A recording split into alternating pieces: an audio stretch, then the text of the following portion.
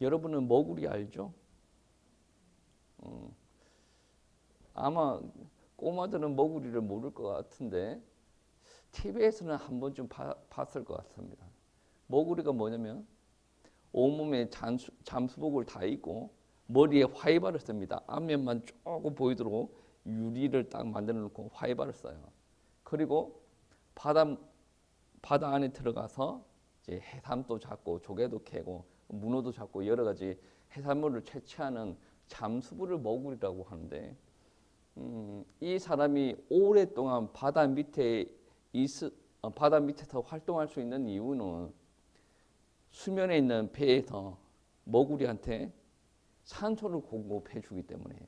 그 산소는 어떻게 공급되냐면 산소 줄이 있습니다. 산소 줄이 있고 배 위에서는 산소를 계속 쏴주는 거죠. 그러니까 산소 때문에 이제 머구리가 계속 해산물을 채취하는 활동을 하는 겁니다. 근데 위험한 게 뭐냐면 산소 줄이 꼬이는 순간에 이 사람이 죽어버려요. 제가 얼마 전에 이야기 듣기로는 탈북자들 중에 한 명이 남자분인데 머구리 활동을 했어요. 머구리 활동하다가 죽었다라고 합니다. 근데 우리가 생각할 때는 산소 줄이 꼬여가지고 산소가 안 들어오면 빨리 나오면 되잖아 막 그렇게 생각할 수는 있을 텐데 머구리들이 바닷물에 들어갈 때 몸에 무거운 거를 이렇게 차고 들어갑니다.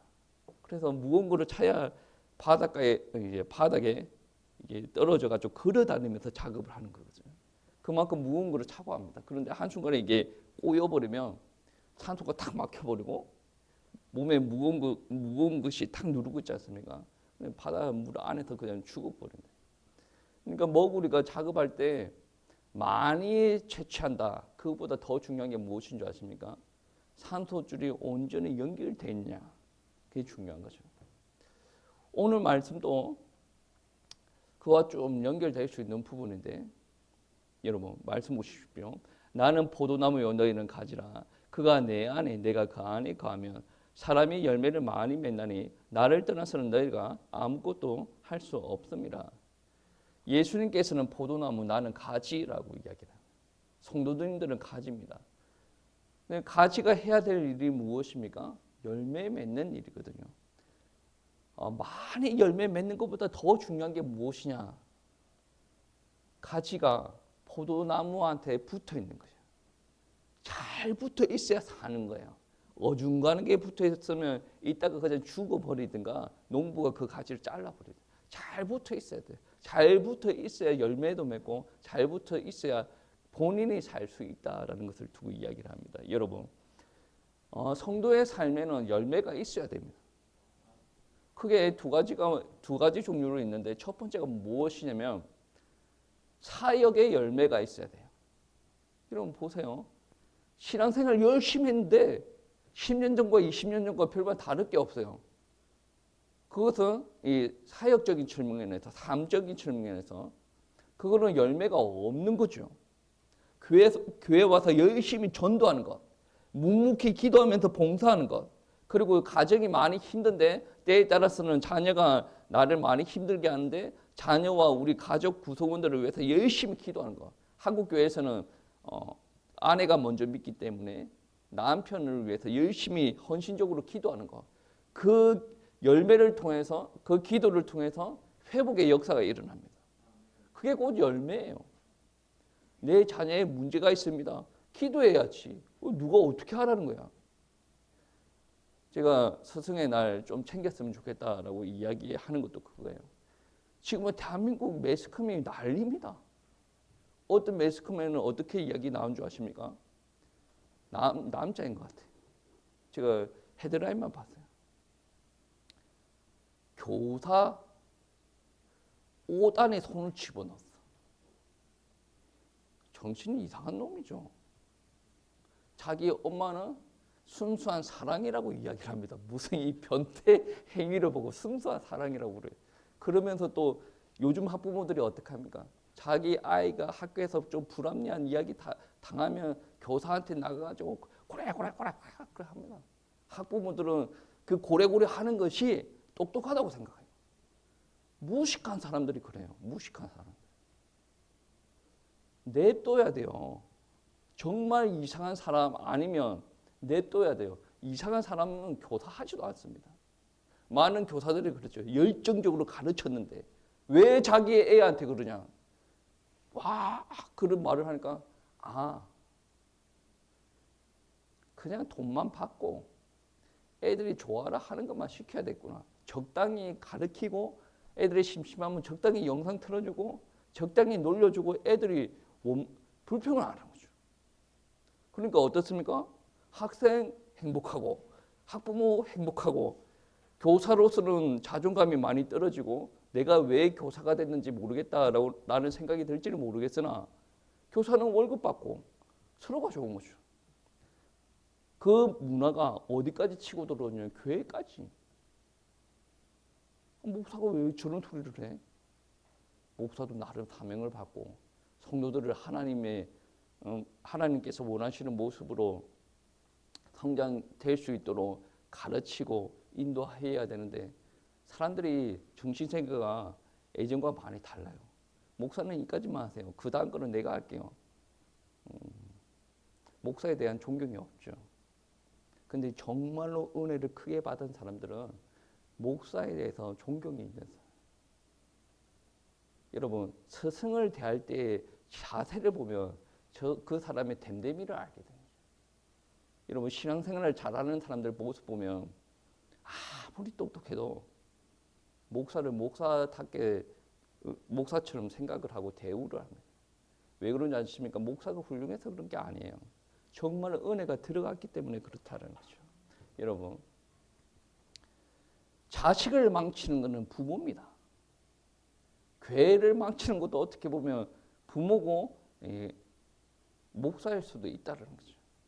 근데 우리 삶의 현장에서 열매가 못 일어나게 하는 것은 학교도 마찬가지죠. 우리 애가 대학생 되는 게 열매다라고 생각하면 그거는 심각한 착오를 가지고 있는 사람이죠. 애가 성장할 때 대인관계에서 문제를 풀어나가는 능력, 다른 사람들이 나를 함부로 대할 때 어떻게 해야 되는가, 또 사람들과의 리더십 부분들, 섬기는 부분들, 이거 다 학교에서 교회에서 이루어 나가야 되는 부분인데 우리 애한테 그거 시키지 마세요 라고 이야기하는 순간에 애를 바보로 만드는 거예요.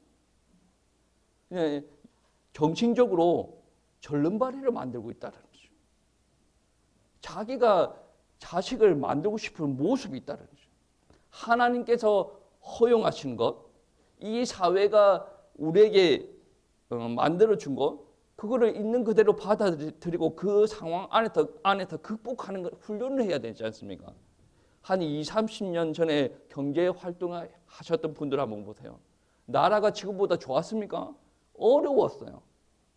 그럼에도 불구하고 그런 상황 안에서 원망불평하지 않고 살아남아야 되겠다. 우리나라 발전시켜야 되겠다. 그래서 나라가 이 정도 회복된 것이죠. 요즘에 보세요. 조금 마음에 안 드는 부모들이 학교 가가지고 전화질 해가지고 안 됩니다. 정말로 기독교인들은 그런 사람이 있어서는 안 된다는 거죠. 열매를 맺으려면, 삶의 열매를 맺으려면 입으로 떠드는 사람들이 아니라 기도하고 행동으로, 그러니까 하나님의 말씀이 원하는 행동으로 옮겨야 돼요. 그래야 사역의 열매를 맺히는 거죠. 그리고 열매 중에 또 한 가지 또 부류가 있죠. 성령의 열매. 사랑, 희락, 화평, 오래 참음과 그리고 절제까지. 성령이 임하시면 그러한 것들이 올라온다는 거죠. 열매가 맺힌다라는 겁니다. 그냥 자기가 스스로 사랑의 열매를 맺어야지, 사랑의 열매를 맺어야지, 나는 거룩해져야지, 그렇게 해서 되는 문제가 아니죠. 가지가 나무에 붙어 있어라 그러죠. 살아있다라는 것 자체는 붙어 있다라는 그 개념 안에서만 이루어지는 것이 아닙니다. 붙어 있을 때 여러 가지로 오가합니다. 살아남기 위해서 물도 또 영양분도, 그리고 햇빛을 통해서 광합수도 오가면서 많은 다양한 일들이 일어납니다. 근데 내가 가지가 되어서 내가 하나님의 말씀 듣고 내가 맺어야지 이런 개념이 아니다. 붙어 있어라라고 합니다. 오늘 말씀에 거한다라는 말은 지속적으로 관계에 맺는다라는 거죠. 지속적으로 관계 맺고 있을 때 자연스럽게 흘러간다는 거죠. 우리가 사랑을 너무 많이 받았어요. 그러면 사랑이 흘러가게 돼 있습니다. 여러분 그거 아십니까? 제 신대원 동기가 저보고 그렇게 합니다. 형님은 세상을 너무 아름답게 봐. 뭐 그렇게 이야기하더라고요. 그래서 그러냐라고 이야기를 했는데 그 친구가 좀 그렇습니다. 예. 약간 이제 세상에서 아픔을 많이 겪었어요. 가정에서 아픔을 많이 겪었어요. 상황 판단이 엄청나게 빨라. 때에 따라서는 그 친구의 판단이 맞기도 하는데, 근데 여러분 세상이 아름답게 안 보이는 이유가 뭡니까? 아름답게 볼 수가 없는 거죠. 아름다운 것을 공급을 받아야 그렇구나. 아름답게 보이는 거예요. 제가 요즘에 사람에 대해서 공부를 많이 하는데, 이번에도 누구랑 이야기할 때 그런 이야기 했습니다. 사람이 저렇게 악할 수가 있구나. 내가 이번에 또 배웠다. 막 이렇게. 근본적으로 뭐냐면 저는 사람에 대해서 잘 몰라요. 근데 요즘에 계속 배워갑니다. 근데 사람에 대해서 색안경을 쓰고 보지 않으려고 합니다. 그냥 좋게 보려고 노력합니다. 그 이유가 뭐냐면 어렸을 때부터 받은 게 많아서 그래요. 근데 색 안경 쓰고 보는 사람들이 있어요.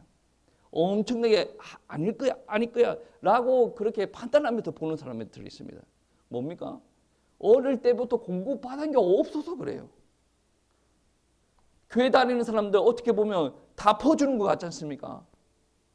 사랑을 전해야 된다라고 이야기하지 않습니까? 그리고 멍청하게 행동하는 데는 이유가 있어요.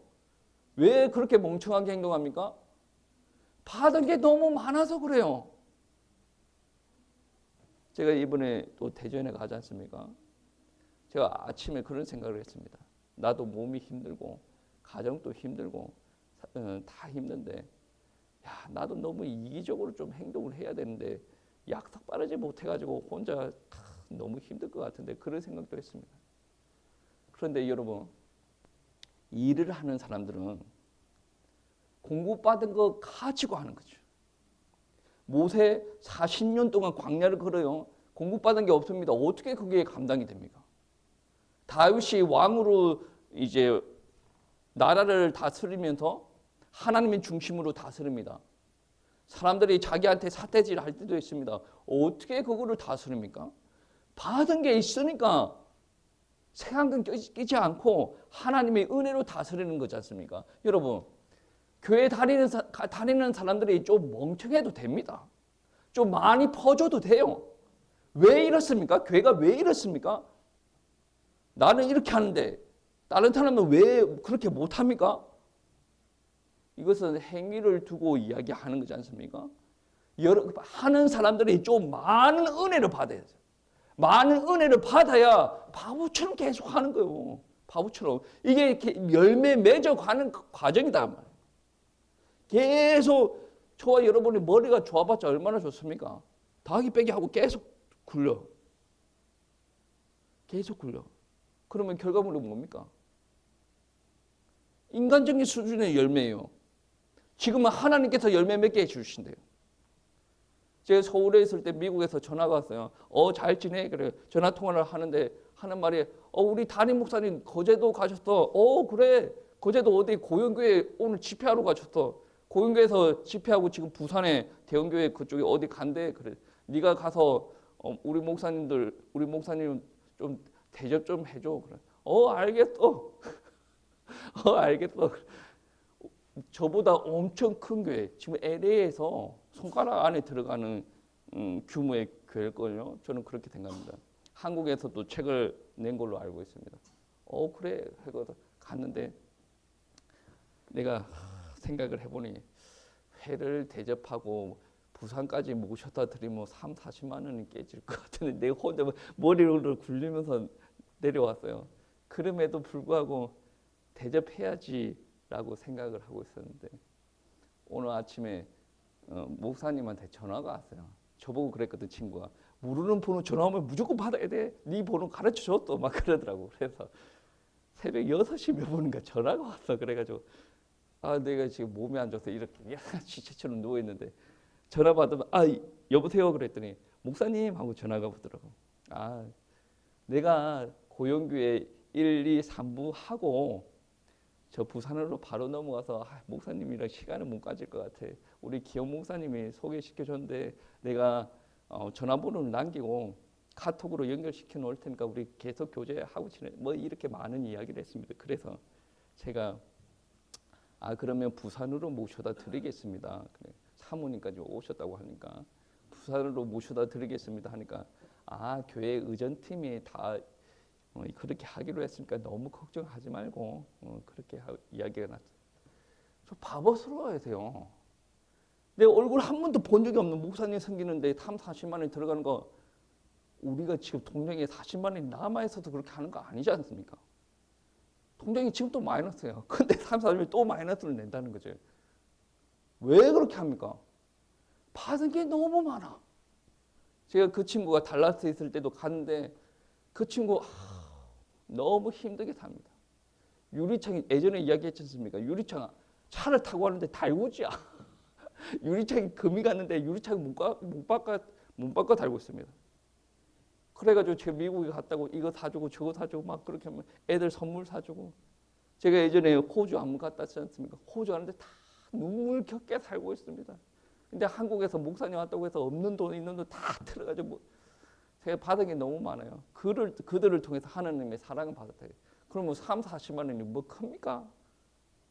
사람을 통해서 하나님의 사랑을 느껴야 돼. 그 사랑을 못 느낀 사람이 불행한 사람이에요. 여러분 하나님을 믿는 사람은 좀 바보스러워도 돼요. 거룩함을 유지하려고 세상 사람처럼 못 놀아도 됩니다. 사랑을 전하려고 내 거 깎아내리고 내가 먹지 않더라도 다른 사람의 입에 넣어주는 거 그런 거 해도 됩니다. 너무 우리가 이기적인 사람이에요. 그 이기적인 거 어디에서 나옵니까? 죄에서 나오는 거죠. 그 죄를 이기는 능력을 예수님께서 우리에게 부어주셨어요. 그런데 우리가 여전히 죄 속에 갇혀있다라고 하면 열매 맺기가 쉽지 않다는 거죠. 이것을 억지로 착해야지라는 것이 아닙니다. 그 목사님 제가 섬겨야지. 해야 돼.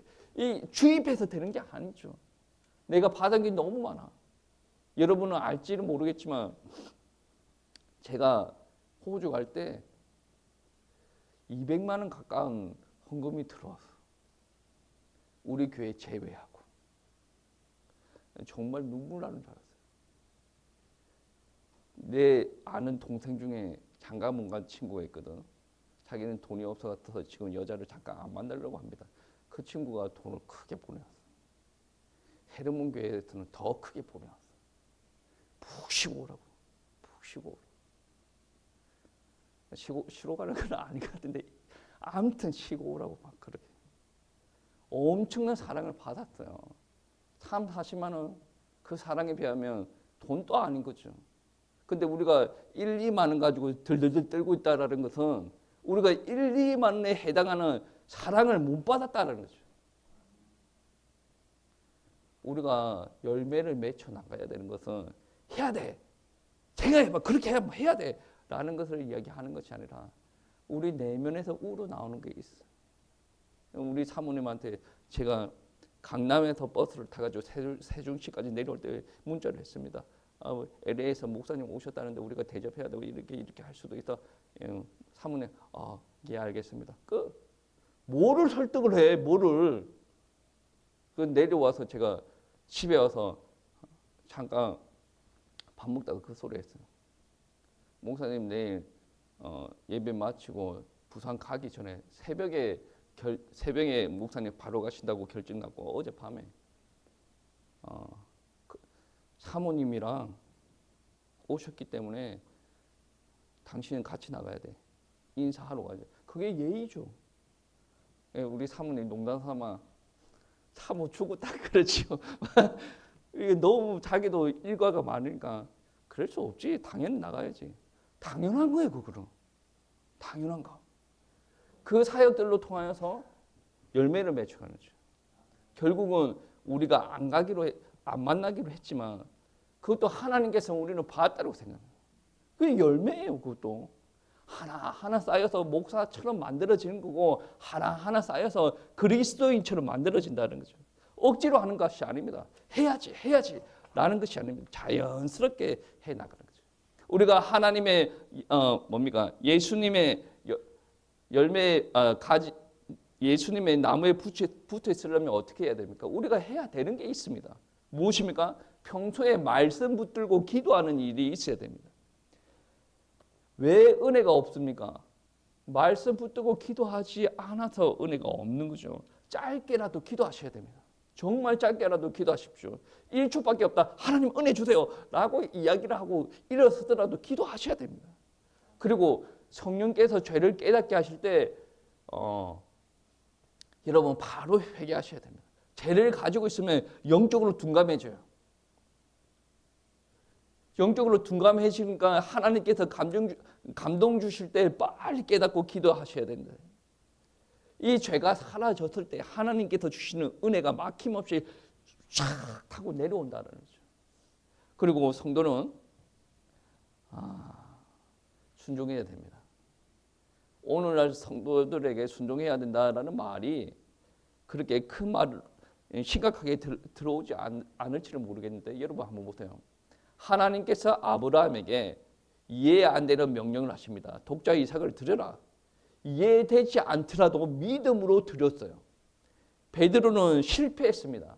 예수님을 3번 부인했어요. 그럼에도 불구하고 부끄럽고 낯뜨겁고 그런 거 없어요.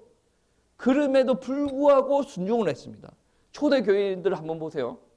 생계의 위협이 왔어요. 예수님 믿으면 죽여버린다 하더라도 믿고 나아갔으면 자기에게 손해가 오더라도 하나님을 향해서 나아가면서 순종을 한다는 거죠.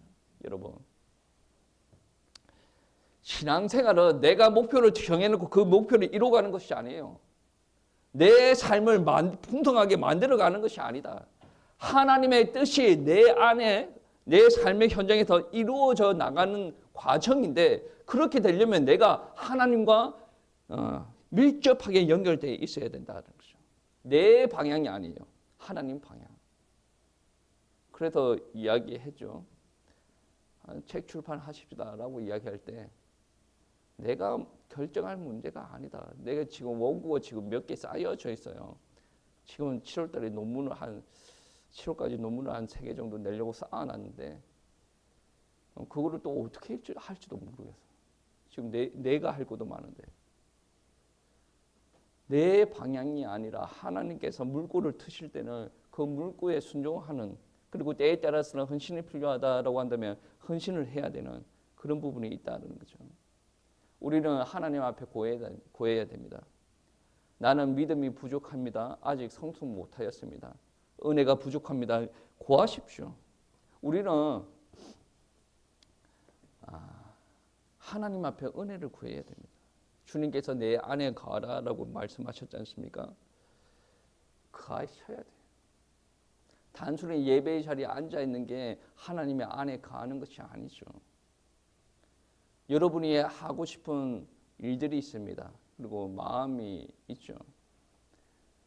여러분이 그런 거에 치중해서 움직이는 것이 하나님 앞에 거하는 것이 아닙니다. 때에 따라서는 하나님께서 원하시면 내 방향이 오른쪽이라고 생각하는데 하나님의 방향이 왼쪽이라고 하면 하나님께로 가는 거죠. 나는 지금 감정이 좋지 않아요. 그럼에도 불구하고 하나님께서는 평안을 주시면서 그렇게 해라라고 한다면 그대로 가야 되는 거죠. 그게 안에 거하는 거죠. 그 하려면 반드시 순종이 들어가야 됩니다. 우리의 지혜, 나름의 이성, 나름의 감정이 있기 때문에 하나님께서 원하는 방향대로 안 가려고 그래요. 그러니까 하나님의 은혜 안에서 거하지 않는 거고 그 결과가 뭡니까? 열매가 맺혀지지 않는 거예요. 열매는 빨리 일어날 수도 있고 천천히 일어날 수 있고 많이 열릴 수 있고 천천히 적게 열릴 수도 있다. 교회가 대형 교회가 될 수도 있고 하나님께서 적게 허락하여 주실 때가 있다. 근데 우리는 무엇이 명백해야 됩니까? 순종하고 나간다. 이번에 저번 주에 교수님 생일이라서 잠깐 만났는데 교수님이 하시는 말씀, 제자들 3명 앉혀놓고 하시는 말씀이 교회 성장에 너무 목매지 말아라. 이 교회 성장에 목매고 나서 교회에서 타협하는 목사들 엄청나게 많이 봤다. 빌 하이벨스 30년 목회하고 그렇게 미국에서 몇 손가락 안에 들어가는 몇만 명, 몇십만 명 이렇게 모아놓고 마지막에 사람은 많이 모았는데 성도는 못 만들었고 성숙을 못 시켰다. 그렇게 강력하게 그렇게 이야기했다고. 사람 모으는 데 너무 치중하지 말고 정말로 생명력 있는 말씀 전하고 그 생명력 있는 말씀이 정말 심어져서 열매 맺으면 하나님께서 기뻐하시는 일들이 일어날 것이다. 그렇게 이야기하시더라고요. 저는 그 말이 틀렸다고 생각하지 않습니다. 타협하면 얼마든지 타협이 가능합니다. 그런데 여러분, 저도 그 말 안에 약간의 깨달음이 있었다라고 생각을 합니다. 여러분, 순종하셔야 돼요. 순종하는 것 그 자체가 하나님과 하나님 안에 거하는 거죠. 그런 것이 있을 때 하나님께서 부어주시는 열매를 맺게 될 것이라는 거죠. 우리의 부족함을 하나님 앞에 인정을 하고 은혜 달라고 간절히 기도하시고 순종하시길 축복합니다.